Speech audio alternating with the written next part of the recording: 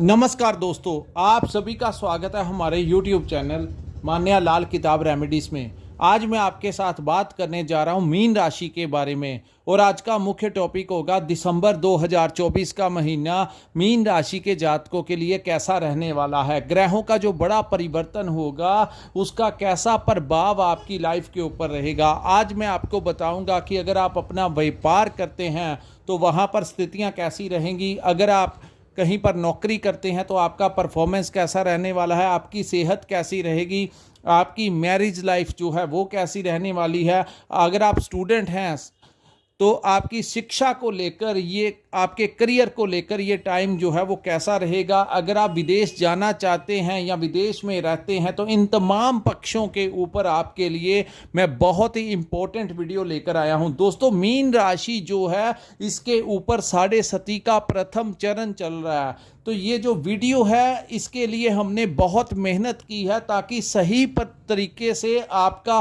मार्गदर्शन जो है वो कर सके, ताकि आपको पता लग जाए कि दोस्तों ज्योतिष शास्त्र के सहारे से हमें पता लग जाता है कि जो आने वाला टाइम है इसमें हमें किस प्रकार से इसको मैनेज करना है, कौन सी परिस्थितियां आपके लिए अच्छी रहेंगी, कौन से ग्रह आपके लिए अच्छे रहेंगे और किन चीज़ों से आपने अपने आप को थोड़ा सतर्क रख के चलना है। यहाँ पर दोस्तों कुछ ग्रह ऐसे होते हैं जो लंबे समय तक एक ही भाव में बैठते हैं। जैसे शनि हो गए, तो शनि जो हैं वो 22 वर्ष के लिए एक भाव में बैठते हैं, वहाँ पर वो कभी वक्री हो जाते हैं तो कभी मार्गी हो जाते हैं। इसी प्रकार देवगुरु बृहस्पति जो कि आप ही की राशि के स्वामी हैं, ये जब भी किसी भाव में बैठते हैं तो 1 वर्ष से कुछ अधिक समय तक एक ही भाव में बैठते हैं। वहाँ पर ये भी कभी मार्गी हो जाते हैं तो कभी वक्री हो जाते हैं।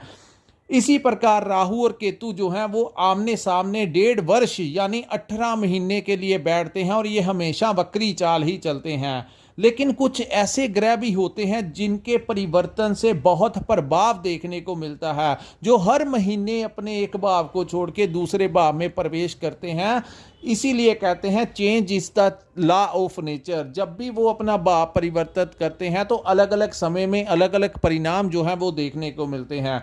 ये जो सामने मैंने आपके कुंडली बनाई है ये आपकी चंद्र राशि, आपकी जो जन्म राशि है उसकी कुंडली है। यहाँ पर सबसे ज़्यादा मायने रखता है कि आपके ऊपर कौन से ग्रह की महादशा और अंतरदशा चल रही है। वो ग्रह जिस भाव में बैठे होते हैं उनका परिणाम सबसे ज़्यादा देखने को मिलता है। सो दोस्तों, कुछ ग्रह ऐसे हैं, इस समय एक बहुत बड़ा बदलाव जो है दिसंबर के महीने में देखने को मिलेगा, क्योंकि 7.5 चल रही है और दूसरा शनि जो है जुलाई महीने से वक्री अवस्था में चल रहे थे, अब वो मार्गी अवस्था में आ गए हैं। सूर्य देव जो है वो 16 दिसंबर 2024 को आपके भाग्य भाव से निकलकर आपके कर्म भाव में चले जाएंगे। 16 दिसंबर तक बुध ग्रह जो हैं वो वक्री और अस्त व्यवस्था में रहेंगे, जो कि व्यापार और कम्युनिकेशन के कारक हैं। उसके बाद हम बात करेंगे मंगल ग्रह के बारे में। तो मंगल दोस्तों कर्क राशि में ही रहेंगे, लेकिन यहाँ पर भी वो वही स्थितियों में रहेंगे, वक्री अस्त स्थितियों में रहेंगे और इनकी एक दृष्टि जो है वो शनि के ऊपर रहेगी। अब हम बात करते हैं कि ये पूरा महीना जो है वो आपके लिए कैसा रहने वाला है। दोस्तों, बात करते हैं राहु ग्रह के बारे में। राहु जो है वो आपके प्रथम भाव में गोचर कर रहे हैं। जिनकी जन्म कुंडली में राहु अच्छी अवस्था में है, ऐसे जातकों को तो वो बड़े अच्छे प्लान देंगे, मल्टीपल आपके दिमाग में आगे बढ़ने के लिए आपको प्रेरित करेंगे और कोई ना कोई रास्ता निकालेंगे। लेकिन ज़्यादातर दोस्तों जब भी राहु प्रथम भाव में होते हैं तो ये एक भ्रम की स्थितियों को पैदा करने वाला ग्रह है। इनकी जो नेचर है, इनको राक्षसी प्रवृत्ति का माना जाता है। तो जब भी ये प्रथम भाव में आते हैं तो ऐसे जातक जो होते हैं इनको वो डबल माइंडेड कर देते हैं, डिसीजन नहीं लेने देते, क्योंकि जो प्रथम भाव होता है वो कॉन्फिडेंस का भाव होता है और यहाँ पर ये अपने आप को ये सूर्य का पक्का भाव है। तो यहाँ पर जब भी राहु आते हैं तो अपने आप को सूर्य की तरह करने की कोशिश करते हैं, अपने आप को दिखाने की, अपने आप को साबित करने की कोशिश करते हैं। तो यहाँ पर वो क्या करते हैं, मीन राशि वालों को बड़े बड़े सपने दिखाते हैं और बड़े बड़े सपने दिखाते हैं, चाहत करवाते हैं कि ये चीज़ भी मैं कर लूँ, वो भी मैं कर लूँ, लेकिन जब इम्प्लीमेंट करने का टाइम आता है तो वो लोग कर नहीं पाते, क्योंकि यहाँ पर फिर वो आपके माइंड को स्किप कर देते हैं। आप लोगों को खास करके इन दिनों, ये जो दिसंबर का महीना है, क्योंकि दोस्तों प्रथम भाव में जब भी कोई ग्रह बैठता है तो उसका सबसे ज़्यादा प्रभाव हमें देखने को मिलता है, क्योंकि लगन का कुंडली का सबसे ज़्यादा जो मजबूत भाव होता है वो फर्स्ट हाउस होता है। और राहु जब भी यहाँ पर बैठते हैं तो इंसान को दिखाते कुछ हैं और करवाते कुछ हैं, जो कि आपके साथ हो भी रहा होगा। यहाँ पर दोस्तों ये कई बार इंसान को गलत रास्ते पर जाने के लिए प्रेरित करते हैं। तो चाहे आप व्यापार करते हैं, वहाँ पर आपको कोई लालच दे, कोई शॉर्टकट तरीके को अपनाने के लिए कहे, तो किसी प्रकार के ऐसे काम में मत इन्वॉल्व होना जो अनैतिक हो। दूसरा, अगर आप कहीं पर नौकरी करते हैं, वहाँ पर भी आपको कोई लालच दे पैसों का, कोई भी ऐसा कार्य करने का कि ऐसा काम कीजिए आपको बड़ा लाभ होगा, तो ऐसी बातों में मत आना। वो भ्रम है और वो वहीं कहीं ना कहीं जाकर आगे चलकर आपको नुकसान देगा, क्योंकि शनि की 6.5 भी आपके ऊपर लगी हुई है। सो शनि जो है बाद में जैसा इंसान कर्म करता है वैसा ही उसको परिणाम देखने को मिलता है। सो हमारे मार्गदर्शन से आप लोग क्या करना, कुछ भी आपने करना है, आपको लालच नहीं करना। अगर आपको यहाँ पर कोई कहे कि आप 100 रुपया लगा दो, आपको 200 रुपया प्रॉफिट हो जाएगा, 100% आपको प्रॉफिट होगा, तो वो रास्ता जो है वो आपके लिए उचित नहीं है। कम मार्जिन है तो आप चल सकते हैं, लेकिन यहाँ पर अगर आपने कोई इन्वेस्टमेंट भी करना है तो बड़ा सोच समझ कर ध्यानपूर्वक कीजिए। और राहु के लिए यहाँ पर मैं आपको बता दूं, एक तो अपने घर की जो घड़ियां हैं, इलेक्ट्रॉनिक्स का जितना सामान है उसको चलते रखिए। अगर घड़ी में सेल खत्म हो चुके हैं तो उसकी रिपेयर करवा लीजिए। दूसरा, अपने मोबाइल का कोई गार्ड, आपका जो मोबाइल है वो ख़राब ना होने पाए, अगर ख़राब होता है तो उसको तुरंत जो है ठीक करवा लीजिए। आपके घर की जो लाइट्स हैं, क्योंकि राहु जो है वो इलेक्ट्रॉनिक्स का सामान होता है। सो घर में अगर आपके कोई कबाड़ पड़ा हुआ है, कोई वेस्टेज पड़ा हुआ है जो इलेक्ट्रॉनिक्स का सामान है और आपके काम का नहीं है, तो या तो उसको बाहर निकाल दीजिए या फिर उसकी रिपेयर करवा कर उसको चलाइए, अन्यथा वो भी आपको नुकसान करेगा। उसके बाद हम बात करेंगे गुरु बृहस्पति के बारे में। आपकी राशि के जो स्वामी हैं आपके 3rd हाउस में गोचर कर रहे हैं। दोस्तों 3rd हाउस जो होता है वो हमारे दोस्तों मित्रों का भाव होता है, साहस और पराक्रम का भाव होता है। तो आपने देखा होगा कि गुरु जब भी किस भाव में बैठते हैं तो उस भाव के परिणामों को कम कर देते हैं, लेकिन जहां पर दृष्टियां डालते हैं उन भावों के परिणामों को फलीभूत कर देते हैं। तो 3rd हाउस में साहस और पराक्रम में कमी कहीं ना कहीं आपको पिछले मई 2024 से देखने को मिल रही है। उसका मुख्य कारण है कि उस भाव में गुरु बैठे हुए हैं, तो आपको थोड़ा सा बचाव करके चलना होगा। किसी भी कार्य को पेंडिंग में मत डालिए। यहाँ पर वो आपकी सोच को ऐसा कर देंगे कि आपके अंदर एक आलस्य दे सकते हैं। चाहे आप व्यापार करते हैं, परिवार में कोई भी काम है, तो आज का काम अगर आज पे निपटाएंगे तो इन दुष्प्रभावों को आप रोक सकेंगे। लेकिन अगर आपने आज के काम को टालने की नेचर अपना ली तो वो फिर यहाँ पर आपको नेगेटिव परिणाम देंगे। दूसरा, इस भाव को दोस्तों और मित्रों का भी भाव कहा जाता है।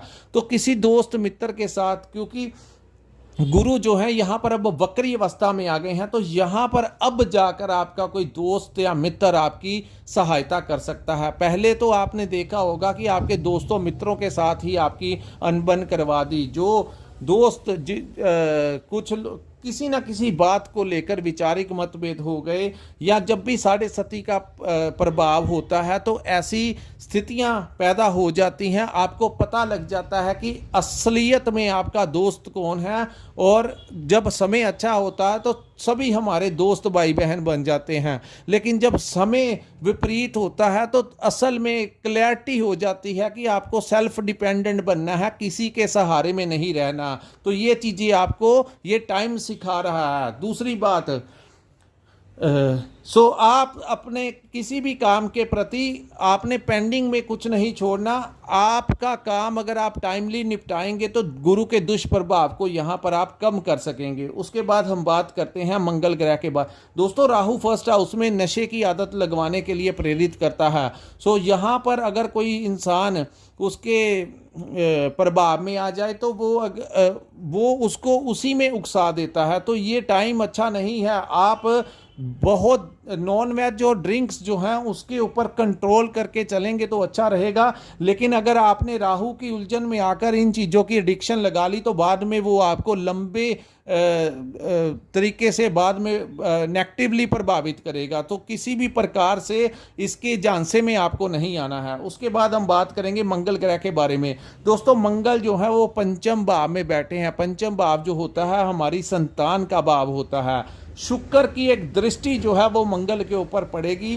तो यहाँ पर जो आपकी संतान से रिलेटेड, क्योंकि मंगल जो है उग्र ग्रह की संख्या में है और ये पंचम भाव में ही बैठे रहेंगे, तो ये मैनेजमेंट का भी भाव है।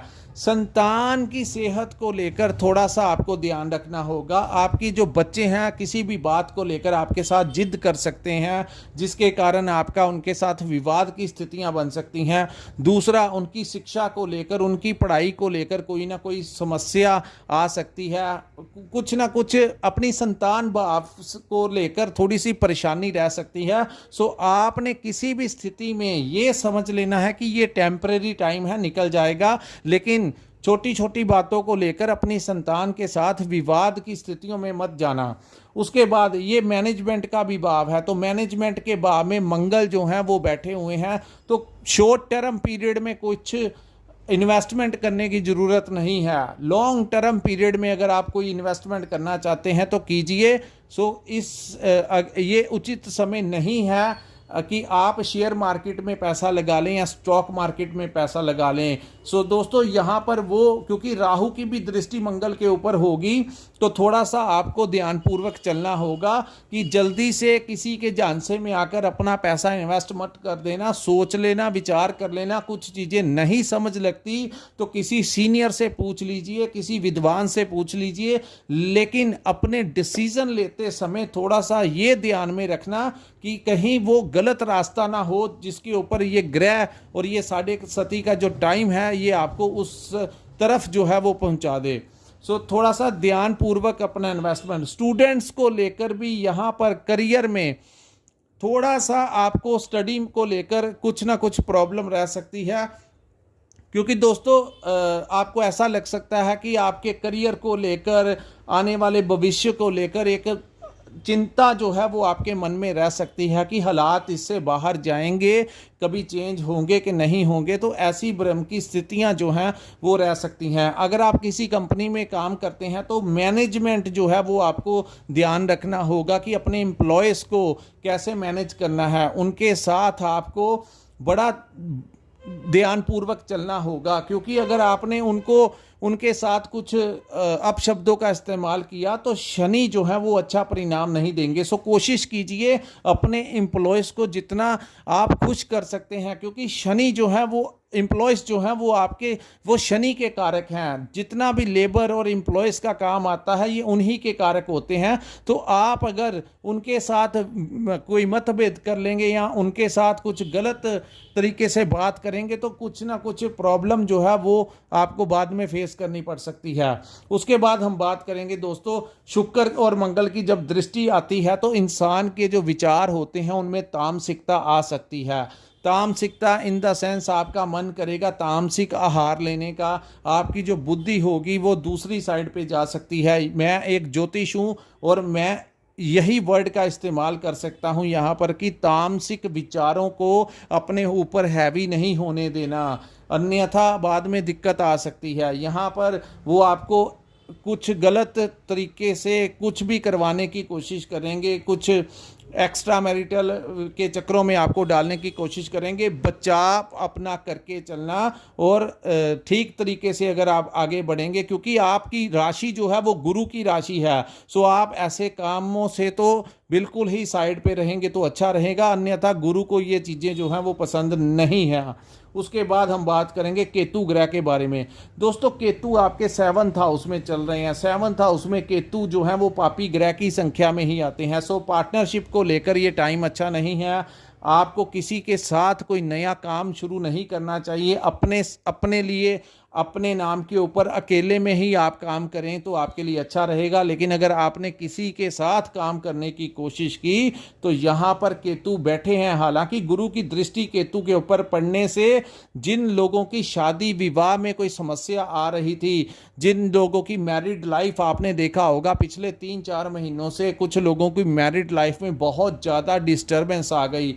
3-4 महीने क्या, 1 साल जब से केतु यहाँ पर बैठे हैं तब से ही आपके घर में आपकी जो पारिवारिक लाइफ है, कुछ लोगों को ज़्यादा समस्या आ रही थी, उसके ऊपर अब कंट्रोल लग जाएगा दिसंबर के महीने में, क्योंकि गुरु की दृष्टि यहाँ पर पड़ेगी तो इस भाव को वो कर देगी, पॉजिटिव कर देगी। तो यहाँ पर मैरिड लाइफ में आ रही समस्याएं दूर होंगी। पति पत्नी का आपसी जो विवाद हो रहा था वो ठीक होगा।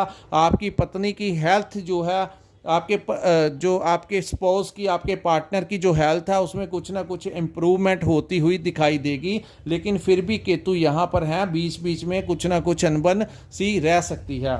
तो इसके लिए आपको केतु के उपाय करने चाहिए और ये समझ के चलना चाहिए कि ग्रहों के प्रभाव में नहीं आना। जो लोग हमारी वीडियो देख रहे हैं या आपके कोई भाई बहन मीन राशि के हैं, कोई आपके दोस्त मित्र मीन राशि के हैं, तो उनको अगर ये वीडियो आप फॉरवर्ड करेंगे तो आपको पता लग जाएगा कि ये उनके साथ ऐसी स्थितियां जो हैं उनके घर में और उनके साथ हो रही हैं। तो इन चीज़ों से कैसे आपने अपने आप को बचाव करके चलना है। दोस्तों ये चीज़ें जो होती हैं, मैं आपको कोई नेगेटिव नकारात्मक बातें नहीं बता रहा। जब समय हमारे अनुकूल नहीं होता तो हमें अलर्ट रहना चाहिए।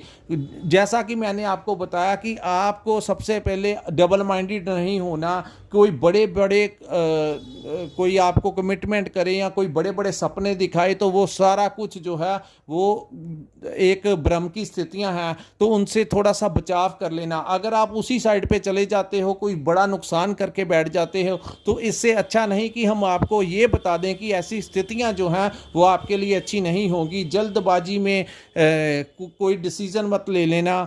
लव लाइफ को लेकर भी, क्योंकि पंचम भाव जो होता है वो लव लाइफ का भी भाव होता है, तो मंगल यहाँ पर कर्क में बैठे हुए हैं, तो मंगल एक उग्र ग्रह की संख्या में आते हैं, तो लव लाइफ में कुछ ना कुछ अनबन सी हो सकती है। उसमें थोड़ा सा आपको ध्यानपूर्वक चलना होगा।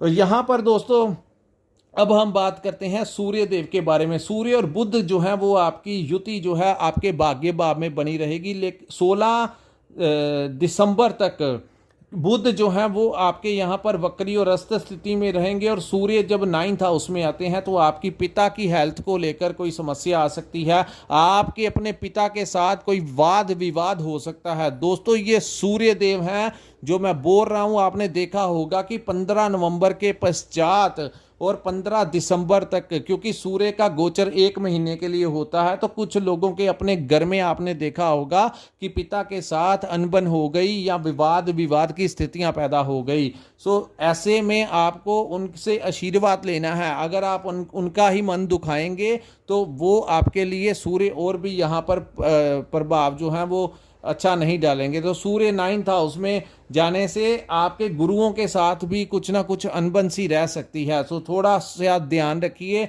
डिसीजन बुद्धि के भी जो कारक हैं वो आपके 9th हाउस में वक्री अवस्था में चलेंगे। और कम्युनिकेशन, किसी के साथ बात करते हुए, हालांकि सूर्य बुध की जब युति बनती है तो इंसान से जो कम्युनिकेशन का जो लेवल होता है वो बड़ा अच्छा करवा देती है। आपके 4th हाउस के स्वामी और आपके 7th हाउस के स्वामी 9th हाउस में जाने से और सूर्य के साथ बैठने से कहीं ना कहीं आपको अपनी वाणी के ऊपर थोड़ा सा कंट्रोल करके चलना होगा।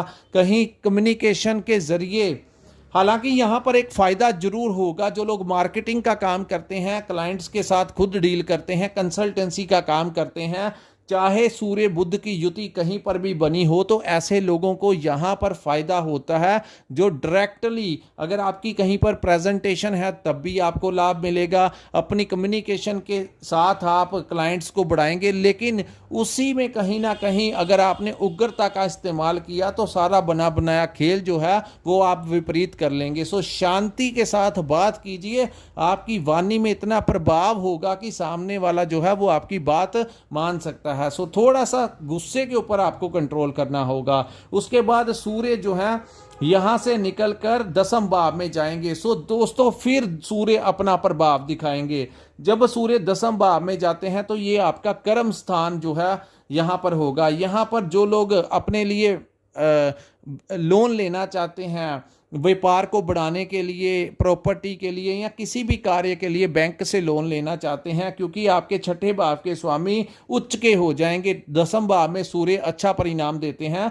तो यहाँ पर दोस्तों जैसे ही वो 16 के पश्चात सूर्य जाएंगे तो ये जो डेट्स हैं 16, 17, 18, 19, 20 बहुत ज़्यादा चांसेस होंगे यहाँ पर आपका लोन अगर आपने अप्लाई किया हुआ तो आपको लोन मिल सकता है। यहाँ पर जो शत्रु आपको परेशान कर रहे थे वो कहीं ना कहीं उनका प्रभाव जो है वो कम हो जाएगा। सूर्य उच्च के हो जाएंगे तो कर्म स्थान के से आपको लाभ मिलना शुरू हो जाएगा। व्यापार में आपके क्लाइंट्स बढ़ेंगे। उसके पश्चात जहां पर आप नौकरी करते हैं और आप अगर प्रमोशन लेना चाहते हैं तो यहां पर सूर्य आपको प्रमोशन दिला सकते हैं। आपकी सामाजिक प्रतिष्ठा जो है वो बढ़ा सकते हैं, सरकार से आपको लाभ दिला सकते हैं। अगर आप किसी राजनीतिक पार्टी के साथ जुड़े हैं, धार्मिक संस्था के साथ जुड़े हैं या किसी सामाजिक संस्था के साथ जुड़े हैं तो यहाँ पर वो आपको एक अच्छी पहचान और किसी अच्छे अधिकारियों के साथ,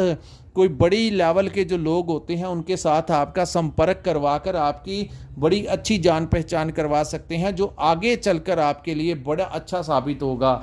आपको आर्थिक लाभ यहाँ पर, और जो लोग लंबे समय से प्रमोशन चाहते थे तो सूर्य जो है वो राज दरबार के कारक हैं। सो सरकारी भावों से आपको बहुत अच्छा खासा लाभ जो है वो 16 के पश्चात मिलेगा। अगर आपका कोई सरकारी भाव में कोई काम अटका हुआ है, चाहे वो कोर्ट से रिलेटेड हो, चाहे किसी भी डिपार्टमेंट से आपका कोई अटका लटका हुआ है, तो आपको कोई बड़ी राहत जो है वो 16 दिसंबर के बाद जो है वो मिलने के बड़े ज़्यादा चांसेस सूर्यदेव बना रहे हैं। सो कोर्ट से भी आपको यहाँ पर आपके पक्ष में कुछ हो सकता है कि अगर आपका कोई कोर्ट केस चल रहा है तो कोशिश कीजिए दोस्तों, ये जो टाइम है इसमें आप सॉर्ट आउट करवा सकते हैं। सामने वाले पार्टी से अगर आपने बात करनी है तो 16 दिसंबर के बाद बात कीजिए ताकि वो आपके साथ कॉम्प्रोमाइज़ कर सके, ताकि आपका जो प्रभाव बढ़ जाएगा तो बहुत कुछ जो है वो आप अपने फेवर में करवा सकते हैं। और अगर किसी ने सरकारी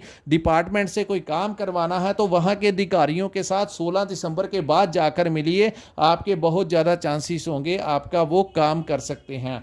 उसके बाद हम बात करते हैं शुक्र के बारे में। दोस्तों शुक्र जो है वो लाभ भाव में बैठे रहेंगे, आपके थर्ड हाउस के स्वामी और आपके अष्टम भाव के स्वामी उच्च भाव में, लाभ भाव में बैठने से अचानक से कोई लाभ इस समय आपको मिल सकता है। अचानक से ये जो भाव है ये पैतृक संपत्ति का भी भाव है। सो पैतृक संपत्ति इस समय आपको शुक्र की जो उच्चता है वो आपको दिला सकती है।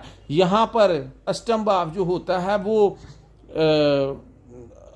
हमारी हेल्थ का भी भाव होता है, तो फिजिकली आपको ये फिट करने की कोशिश करेंगे। और जब शुक्र 11th हाउस में आते हैं तो शुक्र विदेश के कारक हैं। जो लोग विदेश जाना चाहते हैं आप अप्लाई कर सकते हैं, लेकिन 16 के पश्चात करना, ताकि बुध जो है वो अस्त रहेंगे। और बुध अस्त होने के कारण आपके डॉक्यूमेंट्स में कोई ना कोई गलती ना निकल आए। और ख़ास करके जिन लोगों ने कोई डॉक्यूमेंट्स के ऊपर सिग्नेचर करने हैं, कोई कागज़ों के ऊपर सिग्नेचर करने हैं, तो पूरा एग्रीमेंट पढ़ के ही आपको करना होगा, बिना जांचे बिना देखे जल्दबाजी में अगर आपने कहीं पर सिग्नेचर कर दिए तो वो आगे चलकर आपके लिए परेशानी का कारक बन सकते हैं। सो जितने भी इंपॉर्टेंट कार्य हैं आप लोग 16 के पश्चात करेंगे तो ग्रहों का आपको कोई ना कोई फेवर मिल सकता है। पहले करेंगे तो कोई ना कोई गलती आपकी वहां पर निकल सकती है। शुक्र विदेश के कारक हैं तो विदेश की यात्रा करवा सकते हैं, विदेश आपका वीज़ा लगवा सकते हैं। शुक्र यहाँ पर आपको किसी मित्र दोस्त से लाभ दिला सकते हैं, क्योंकि आपके थर्ड भाव के स्वामी हैं। सो हो सकता है कि कोई दोस्त मित्र ऐसी घड़ी में आपको कोई लाभ दे दे, आपकी कोई फाइनेंशियली मदद कर दे, या आपको कोई रास्ता दिखा दे, आपके कोई क्लाइंट्स बढ़ा दे, आपको कोई नया प्रोजेक्ट दिला दे। कुछ ना कुछ फेवर जो है वो आपका कोई दोस्त मित्र कर सकता है, खास करके वो स्त्री पक्ष से आपको इस समय लाभ जो है, किसी स्त्री मित्र से आपको लाभ मिल सकता है, क्योंकि शुक्र जो है वो स्त्री के कारक हैं। सो शुक्र यहाँ पर बैठने से आपकी ट्रांसफर भी, किसी अन्य जगह पर आपका स्थान परिवर्तन भी करवा सकते हैं। उसके बाद हम बात करेंगे दोस्तों शनि ग्रह के बारे में, और ये बहुत इंपॉर्टेंट है, और इसके मार्गी अवस्था के आने के ऊपर हमने एक अलग से वीडियो डाली हुई है, उसके लिए आप पूरी वीडियो देख सकते हैं। मीन राशि में शनि मार्गी की स्थितियां हमारे पेज में, अगर आप थोड़ा सा नीचे जाएंगे तो आपको ये सेपरेट आपकी राशि की भी वीडियो मिलेगी। लेकिन यहाँ पर विदेश में जो लोग जाना चाहते हैं उन लोगों के लिए अच्छा होगा। जो लोग विदेश में रहते हैं उन लोगों को इस समय कोई सिटीजनशिप मिल सकती है, कोई ग्रीन कार्ड मिल सकता है, कोई परमानेंट रेजिडेंस इस समय मिल सकता है। इमिग्रेशन वाले आपको बुला सकते हैं, आपके जो पेपर हैं आपके रेजिडेंस के वो मिल सकते हैं। और जो लोग विदेश में रहते हैं, अपने जन्म स्थान से दूर रहते हैं, उन लोगों को शनि यहाँ पर लाभ देते हुए भी नजर आएंगे। मीन राशि के जो जातक नौकरी नहीं मिल पा रही थी वो मिल जाएगी, नौकरी में प्रमोशन हो सकता है। अगर वहाँ पर कोई आप व्यापार कर रहे थे वहाँ पर आपको लाभ मिलेगा, कुछ ना कुछ पॉजिटिव होगा। जो लोग 7 समुंदर पार करके विदेश में चले गए हैं उन लोगों के लिए यहाँ पर शनि जो है वो बहुत अच्छा काम करते हुए दिखाई दे रहे हैं। सो दोस्तों ये था आप लोगों के लिए दिसंबर 2024 का राशिफल। अगर आपको हमारा ये वीडियो अच्छा लगा हो तो कृपया इस वीडियो को लाइक कीजिए, हमारे चैनल को सब्सक्राइब कीजिए, और नीचे कमेंट सेक्शन में कमेंट करके जरूर बताइए कि आपको वीडियो कैसा लगा। और अगर आपने पर्सनल कंसल्टेंसी लेनी है, अगर आपके पास डेट ऑफ बर्थ और टाइम है, तो कृपया स्क्रीन के ऊपर जो नंबर दिया है वहां पर आप हमारे साथ संपर्क करके अपनी कुंडली का पूर्ण विश्लेषण करवा सकते हैं। इसी के साथ इस वीडियो को मैं विराम लगाता हूं। नमस्कार, जय माता दी।